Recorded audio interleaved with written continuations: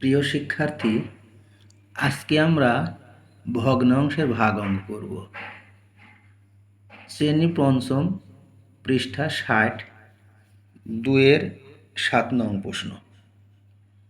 এখানে 3/3 ভাগ 1/6 প্রথমে আমরা কি করব? আমরা মিশ্র ভগ্নাংশকে অপ্রকৃত ভগ্নাংশে রূপান্তরিত করব। সেটা কিভাবে? 3 তিরিকে 9, 9 আর 2-এ 11 এবং হর 3 হবে, ভাগ 6 একে 6, 6 এর 1-এ 7 এবং হর হবে 6।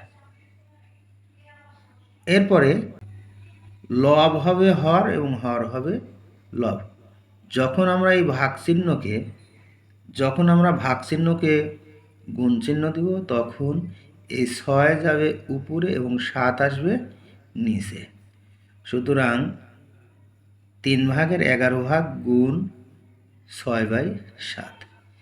এখানে লঘিষ্ঠ আকার প্রকাশ করলে এই 3 দিয়ে 6কে কাটা দেয়, 3 দুগুণে 6, তাহলে 11 দুগুণে 22 এবং হর হবে 7। তাহলে 7 দিয়ে আমরা 22কে ভাগ করব। ভাগ করলে কি হয়? 3 7 21, বিয়োগ করলে 1 থাকে। সুতরাং 3/7 ভাগফল 3/7 1